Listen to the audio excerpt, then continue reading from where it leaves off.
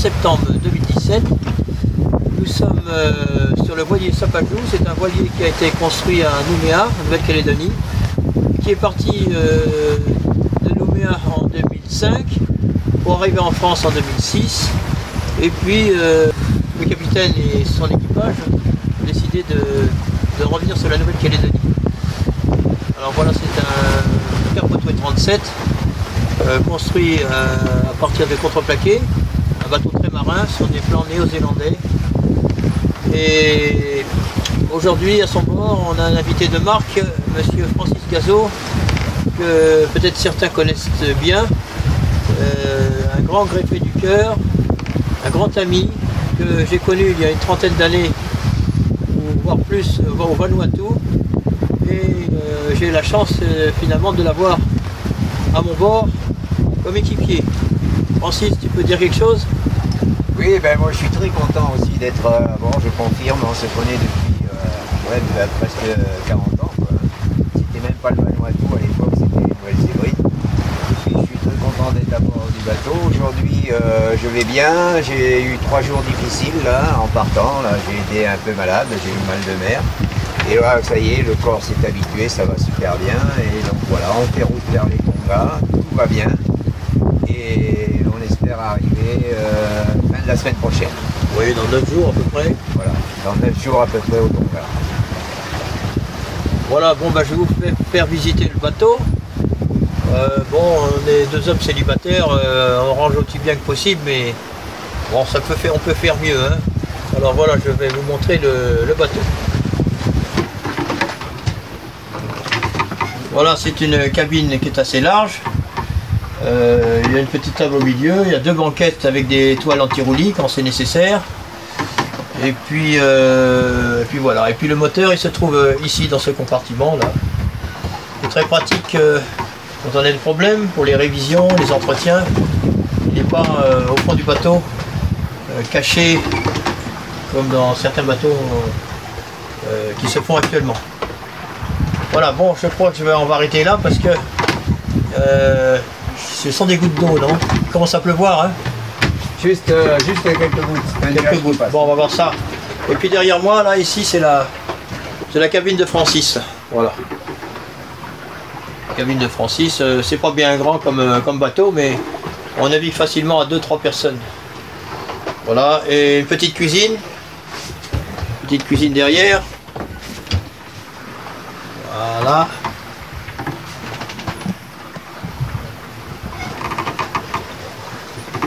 Petite gazinière. Voilà, on a fait le tour. Et puis les toilettes qui sont à côté, là. Voilà, derrière, là. Et ça n'offre que peu d'intérêt. Et à 38 ans, ben, j'ai fait 2 infarctus. J'ai été évassané sur la France. Et à l'époque, les techniques ne permettaient pas de m'opérer parce que j'avais le tronc coronaire qui était touché. C'était en quelle année ça? Ça, c'était en 1983. Et après, j'ai vécu 7 ans, donc avec une assistance de médicaments. Tu vois. Et au bout de 7 ans, j'ai refait une rechute et à ce moment-là, ils ont pu me faire des pontages. J'ai eu 3 pontages. 3 pontages, triple pontage. Triple pontage en France, ouais, à l'hôpital Saint-Joseph à Paris. Et ensuite, j'ai vécu 14 ans avec mes pontages, mais mon cœur avait beaucoup souffert, donc il s'abîmait et ouais, j'ai envisagé une greffe cardiaque que j'ai eue en 2004, le 21 avril 2004. J'ai été greffé à Paris à la 5e édition. Et c'était long pour attendre voilà, je suis resté donation, c'était terrible. Ouais, c'était très long. Ce qui est le plus difficile, enfin, qui a été le plus difficile pour moi, c'était l'attente parce que je suis resté 2 ans à attendre la chance d'avoir un donneur. Et j'ai eu cette chance et après ils m'ont gardé 1 an. Parce que comme j'habite dans les îles comme tout, ils pensaient que j'avais pas la possibilité de me faire soigner, quoi. Et donc ils hésitaient de me laisser revenir en Polynésie. Et puis au bout d'1 an, ils ont vu que j'allais bien et à ce moment-là, donc, ils m'ont donné l'autorisation. Et c'est là que j'ai décidé de dire merci à mon donneur, à sa famille, à cette chaîne médicale et puis amicale qui s'est créée pour cette réussite. Il fallait que je dise merci. Et comment dire merci à des gens qui sont parfaitement faire des actions. Enfin, moi, c'est comme ça que je l'ai pensé. Et donc, je suis parti pendant 1 an sur une île déserte, tout seul, sans assistance. Ça, c'était mon merci au monde. Et on a fait un documentaire de 52 minutes qui est passé, je crois, dans les 253 en France depuis 2010. Un isolement aussi extraordinaire de quelqu'un qui, sans suivi médical, assure lui-même son traitement et la surveillance de sa santé. Ça, c'est tout à fait exceptionnel. On ne peut pas, évidemment, recommander ça à tout le monde. Par contre, je trouve que ces exemples sont extraordinaires. Et puis ensuite, j'ai voulu continuer mes actions. J'ai fait une traversée partielle des Tuamotu en pirogue à voile que j'avais construit moi-même, qui faisait 4 mètres. Et on a relié 7 atolls, et dans chaque atoll, on a fait des conférences pour sensibiliser les gens aux dons d'organes. Et puis ensuite, j'avais monté un projet pendant 3 ans, là. Ça va cette année au mois d'octobre. Donc je voulais passer 1 an sur l'île de Clipperton. C'est un atoll complètement désert qui appartient à la France. Qui se trouve à 1200 km des côtes mexicaines.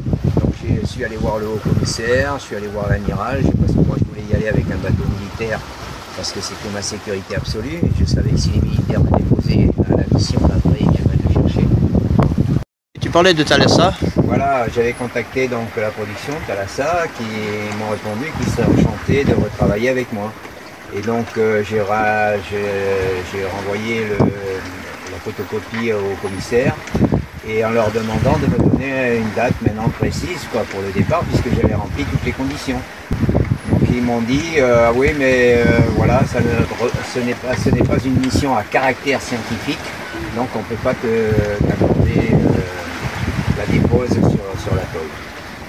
Je ne fais pas n'importe quoi, j'ai un grand respect pour mon donneur, sa famille et tous les gens qui ont participé à cette réussite. Et c'est ma façon de dire merci, de prouver qu'en étant greffé, on peut faire des choses comme tout monsieur tout le monde, c'est tout. Moi, c'est simplement ça que je veux prouver, c'est donner du courage aux gens qui sont malades, donner de l'espoir. Moi, c'est tout ce que je veux.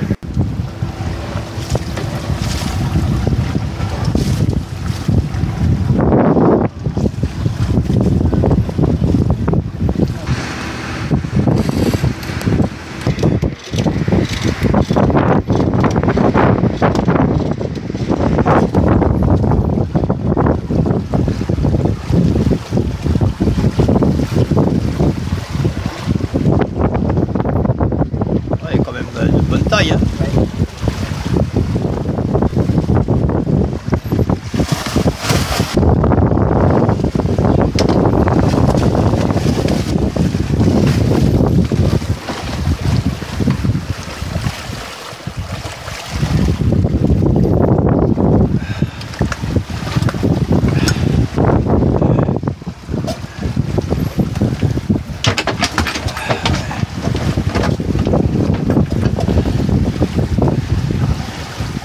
Belle.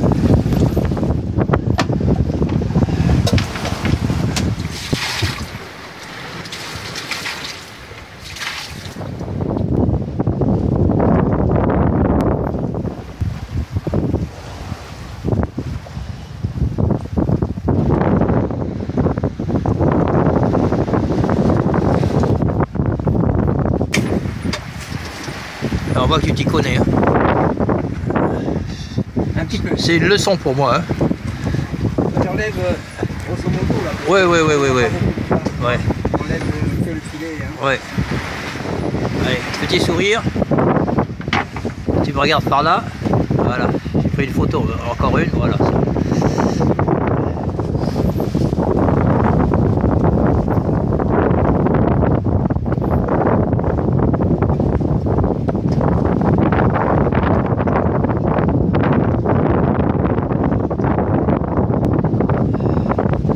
Un saut, ah ça battu là. Oh bah ça y est, j'arrête. Oui donc tu disais que 5000 donneurs, et ces donneurs proviennent principalement des accidents de la route. Bah oui, c'est souvent c'est des accidents, soit c'est des accidents de la route, soit des accidents ménagers, soit des accidents professionnels. C'est des accidents. La 99%, je pense qu'à 100% même, tu vois. Maintenant, il faut savoir aussi une chose, c'est qu'un donneur peut sauver la vie à 5-6 personnes. Un seul donneur. Tu vois, parce qu'on ne donne pas que le cœur, on peut donner les poumons, on peut donner les reins, on peut donner le foie, on peut donner la cornée, on peut donner la peau, on peut donner plein de choses. Et donc ça, les gens ne s'imaginent même pas, tu vois. Moi, je ne savais pas ça.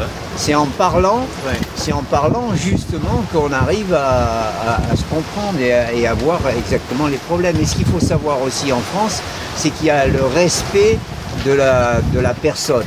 C'est-à-dire la personne qui est décédée, on lui enlève ses organes, mais on remet à la place des organes, les organes en plastique, si tu veux, de la même grosseur, du même poids, de façon que quand le corps est refermé, il a son aspect naturel. Quand on rend le corps à la famille, ça ne se voit pas du tout qu'on a prélevé des organes. Et ça, il faut que les gens le sachent aussi, parce qu'ils ont peur qu'on rende un corps abîmé, si tu veux. Ouais, les gens confondent deux choses, le don d'organes et la dissection. Tu vois, ce n'est pas du tout la même chose quand tu donnes tes organes et quand tu donnes ton corps à la science. Quand tu donnes ton corps à la science, effectivement, les jeunes médecins, les jeunes chirurgiens s'entraînent sur ton corps. Tu vois. Là, ça n'a rien à voir. Le respect de la personne est là, le respect de la famille est là. On rend le corps dans son aspect intégral. Voilà. Ça, c'est important de dire ça.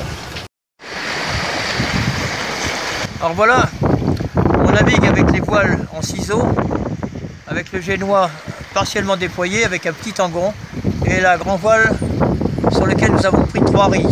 Pourquoi 3 riz? Parce qu'on a des grandes rafales de vent quand même, et puis c'est pas la peine de mettre plus de toile puisque ça avance assez vite, à 5 à 6 nœuds, donc c'est très bon pour nous, pour le bateau. Je ne tiens pas à forcer le gréement ni fatiguer le bateau en général. Voilà. Je vous montre un peu la mer et les vagues qu'on a sur le côté. Oh, c'est pas une mer bien méchante. Hein.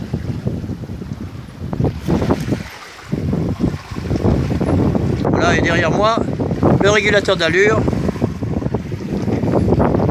avec son aérien, son système, son mécanisme, et la pale qui rentre à l'intérieur, qui va à droite ou à gauche, suivant la correction que le régulateur doit apporter au bateau, c'est-à-dire à la barre qui se trouve ici.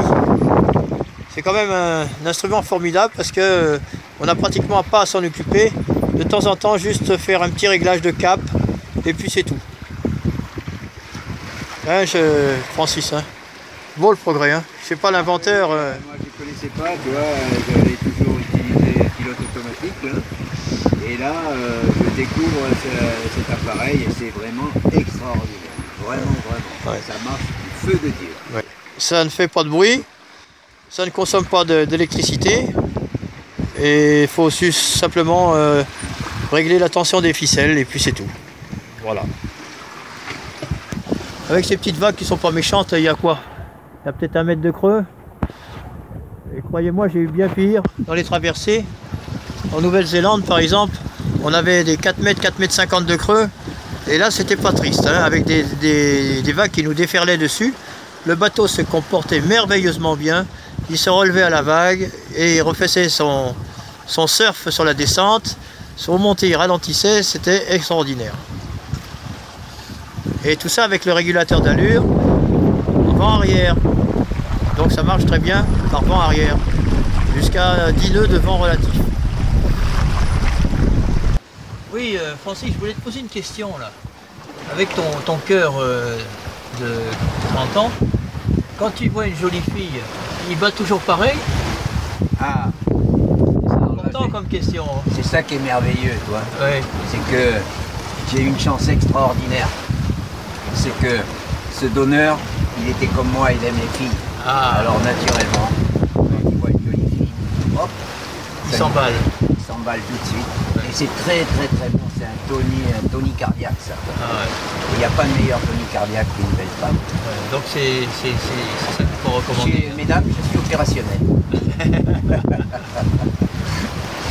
Bon, sinon la vie de tous les jours, c'est c'est comme avant, quoi. Comme une personne qui est saine, qui est en bonne santé. Donc, voilà, je vis exactement comme tout le monde et même, tu vois, j'apprécie peut-être 2 fois plus la vie qu'avant. Avant, je l'appréciais, j'aime la vie, il n'y a rien de plus beau que la vie.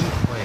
Mais si tu veux, avec le recul maintenant que j'ai, ça me permet d'apprécier à puissance 10 les moments merveilleux que m'offre justement ce bonheur. Par exemple, cette traversée avec toi, c'est un moment magique qui restera gravé à jamais dans ma mémoire et dans mon cœur. Parce que, voilà, théoriquement, j'aurais jamais pu le faire. Mais pour moi aussi, j'ai ce sentiment, parce que j'étais opéré du cœur, mais bien moins grave que toi, avec 3 pontages seulement. Mais quand on m'a appris que mon cœur avait été arrêté pendant 1h15 pour l'opération, ça m'a fait quand même tout drôle. Hein. Mais toi, ton opération, elle a duré combien de temps? Elle a duré une dizaine d'heures. Une dizaine d'heures? 10 heures. 10 heures. Ouais. Et c'est les mêmes médecins ou ils se sont relayés? Bah, c'est une équipe de équipe, chirurgie. oui. Alors il y a ceux qui te préparent, il y a ceux qui t'enlèvent le cœur. Après c'est une machine extracorporelle qui fait la circulation sanguine extracorporelle. Ensuite on t'enlève le cœur pour que quand le cœur, le nouveau cœur va arriver, tu sois prêt à le recevoir le plus vite possible. Tu vois. Alors je pense qu'il y a quand même plusieurs personnes qui interviennent et puis après il y a le chirurgien qui lui met l'autre cœur en place et puis après il y a son équipe qui finit le travail. C'est une équipe qui réalise tout le travail. Il y a un chef, bien sûr, comme dans le milieu. Là. Et puis voilà, moi, c'est du plus petit, si tu veux, au plus grand, pour moi, il y a une reconnaissance éternelle. Hein. Ouais, c'est sûr. C'est merveilleux de voir le travail de font ces gens-là. C'est merveilleux. Sur des compétences. Une compétence, un sérieux. Et tu te souviens quand tu t'es réveillé de ton opération? Oui, tout à fait. De ce moment-là, comment ça s'est passé? Qu'est-ce qui s'est passé dans ta tête? Quand on se réveille, c'est un moment, je pense qu'il faut être passé par là pour comprendre, parce que naturellement quand on a une greffe, c'est qu'il n'y a pas d'autre moyen de te soigner. Donc tu es dans un état très très faible, si tu veux. Tu vois, moi j'avais plus que 15% de ma capacité cardiaque. Ouais. Donc c'est très très peu. Et le lendemain de la greffe, quand tu te réveilles, tu te sens super bien parce que tu respires normalement, ton cœur, ton nouveau cœur, il envoie le sang à une vitesse normale, à une force normale, tu vois. Ouais. Et tu as envie de te lever, tu as envie de marcher, tu as envie de faire plein de choses. C'est un sentiment incroyable. La veille, tu te couches, tu es à la limite, quoi, tu vois, du décrochage. Ouais. Et le lendemain, tu te réveilles, tu as envie de tout casser. Tellement tu te sens bien. C'est parce que tu n'as pas de douleur, parce qu'on te soigne dans la douleur dans les hôpitaux. Oui. Et donc c'est un sentiment incroyable. Et c'est là où moi qui ai été mon cas, je me dis oh là là, il faudra que je fasse quelque chose pour cette personne quoi, qui m'a permis d'avoir une deuxième vie. C'est à partir de ce moment-là que j'ai commencé à t'emberger ce que je pouvais faire pour témoigner, pour le remercier, pour être digne de son don. Vas-y, excuse-moi. Oui, alors pour ceux qui ne connaissent pas, la navigation, c'est pas comme là en ce moment. Là, on est au mouillage, c'est super calme, c'est super bien, mais il y a aussi des moments plus difficiles, surtout en navigation. Et au mouillage, on en profite pour entretenir le bateau, pour faire tous les nettoyages et les petites réparations nécessaires, pour que justement en navigation, ça se passe le mieux possible. Et c'est vrai que la navigation est plaisante. Mais quand il y a du mauvais temps, c'est aussi un petit peu stressant. Et donc, si on a un bateau qui est bien préparé, qui est en ordre, donc où on a vérifié tout, en général, ça se passe bien. Et là, moi, j'ai la chance d'avoir un capitaine qui est un petit peu maniaque justement sur l'entretien, et donc ça marche super bien. Et moi, comme je suis aussi un petit peu maniaque sur les travaux, donc voilà, on s'entend bien, ça se passe super bien, je trouve que c'est magique. On arrive sur Fidji, là on a du vent, mais pendant 30 heures il n'y a pas eu de vent, donc il a fallu marcher au moteur, et ce moteur là mérite une petite attention, petit contrôle des niveaux, après 30 heures de marche, 30 heures de bons et loyaux services, et on est vraiment content qu'ils tiennent le coup, hein, parce que dans un bateau, la partie la plus importante, dans un voilier, c'est pas les voiles, c'est le moteur. Parce que si le moteur n'était pas là, on serait bien embêté. Voilà, donc je vais vérifier les niveaux. Ah, par exemple l'huile.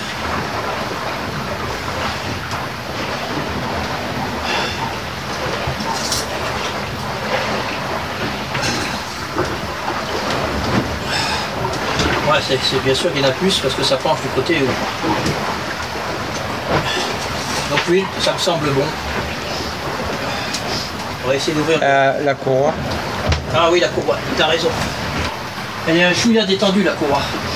Donc il faudra qu'on prenne les outils et puis qu'on la retente. D'accord. Et là, je vais rentrer dans le capot pour que ça aille plus vite. Faire le nécessaire. Allez. Voilà, je suis bien là. Ah, t'es parfait là. Là, c'est fait. J'ai réglé la courroie de l'alternateur. J'ai réglé comme il fallait. Avec l'aide de Francis derrière qui me tenait la vis de l'autre côté pour pas qu'elle tourne dans le vide. Contrôle absolument nécessaire du moteur parce que nous allons avoir à passer la passe de Tavoula qui nous permet d'accéder au lagon, et derrière ce lagon, dans le lagon, il y a la marina, Vuda Marina. Donc cette passe, on va essayer de la négocier de nuit vers 10 h du soir.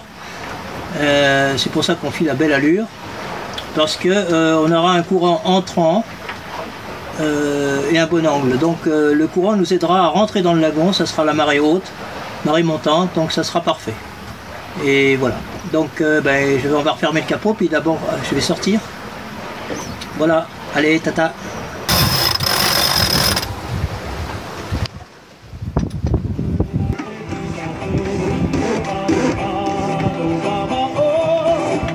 Allez, vas-y.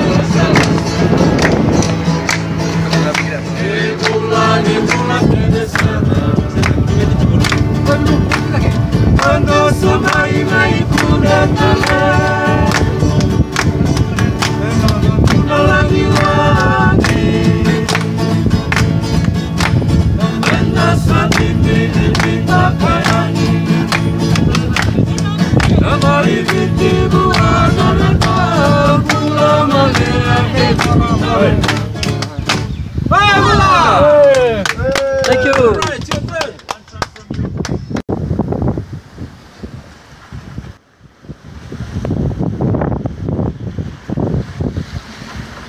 Bon, ben ça y est, on a passé la passe de Navoula et nous sommes au large, cap 256 sur Port-Vila. Voilà, c'est bon, dernière étape. Content, hein? Pour moi. Oui. Ouais. Et après, c'est Nouméa. Super content. Le principe, c'est mercredi dans la journée, on va essayer d'arriver mercredi matin.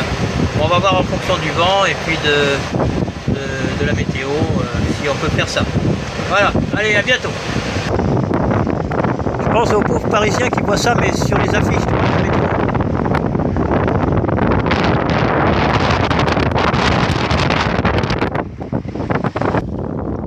Est-ce que tu as passé une bonne nuit, Francis? Ça veut pas dire. Ça bouge, tiens-toi bien là. Ça veut pas dire j'ai passé une bonne nuit. Une nuit agitée. Ah, agité? Oh là là, il a fallu changer les voiles, je sais pas combien de fois, direction, le cap et tout. On a passé la nuit à faire des manœuvres. Pas compliqué. On a passé 2 bonnes heures. Hein. On a passé ouais, facilement 2 bonnes heures. Ouais, Tangon, des tangonnés, petits tangons, grands tangons. Voilà. Donc voilà, ça fait pas mal de manœuvres, ça fait pas mal de fatigue et du sommeil en moins.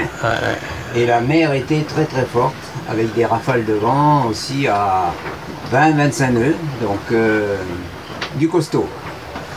Là on va se faire un petit thé pour nous remonter un petit peu le moral là. Et puis ça est reparti, là maintenant on a un bon vent, là, 15 nœuds, 16 nœuds là. On avance bien là. On est à 48 heures de Port-Vila.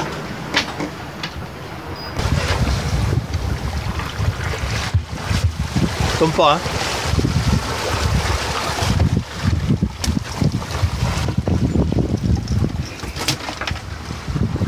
Joli petit thon, on va se régaler. Bon ben voilà, je me suis fait un curry de thon avec de l'ail, des oignons et du gingembre. Ça va être super. Je vous fais admirer ce qu'il y a dans la casserole.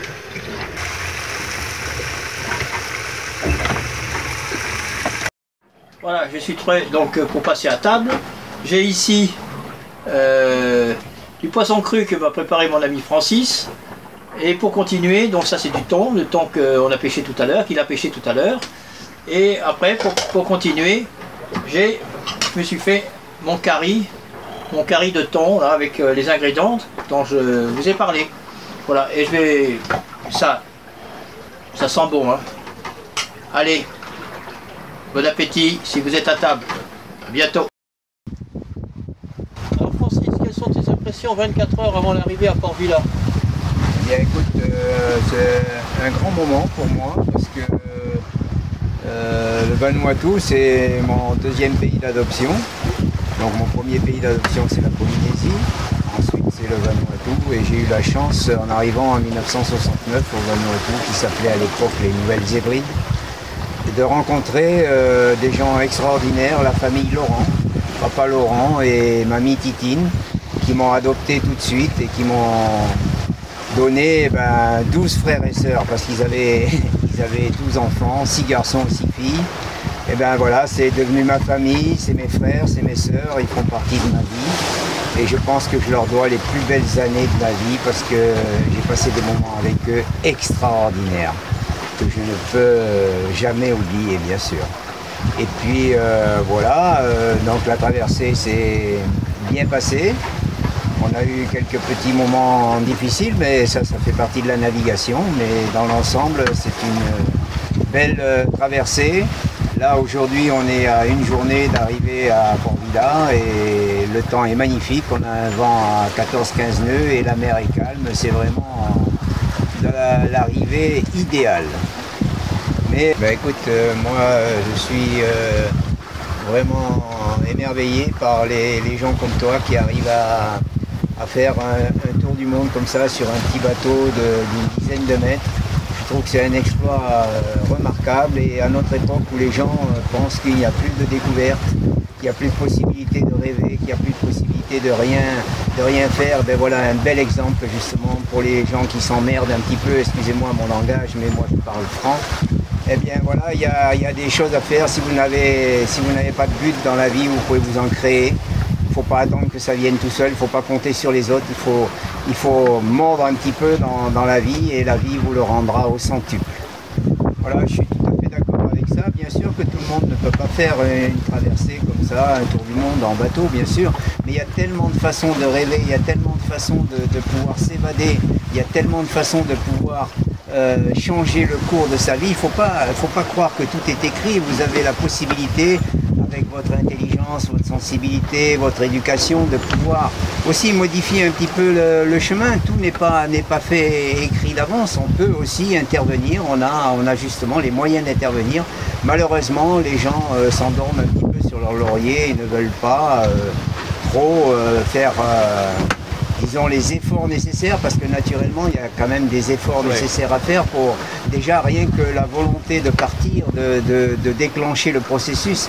Mais après, on est tellement remercié par les histoires que l'on peut et les souvenirs que l'on peut emmagasiner et après les partager avec notre famille, nos enfants, nos petits-enfants, les amis. Ce sont des moments extraordinaire et on peut intervenir. Il faut que la meilleure preuve, Et je vais terminer sur une petite histoire. Hein, n'écoutez pas aussi les bons conseilleurs qui vous diront vous n'y arriverez jamais. Hein, ça me rappelle une histoire d'une course de grenouilles qui avait été organisée. Hein, une course de grenouilles, c'est stupide. Bon, mais elle avait été organisée quand même. Et les grenouilles devaient arriver en haut d'une tour. Alors elles sont parties au moment du coup de départ. Et puis tout le monde les décourageait. Vous n'y arriverez jamais, vous n'êtes pas capable. Et pourtant, exceptionnellement, il y en a une qui est arrivée en haut de la tour. Et quand on l'a interviewée, on s'est aperçu qu'elle était sourde. Alors faites-en autant. N'écoutez pas les bons conseilleurs, faites ce que vous avez envie de faire. Voilà, c'est une bonne leçon. Et bien que les plus grands merci, que l'on peut dire, ce sont dans les actes qu'on les dit, ce ne sont pas avec les paroles.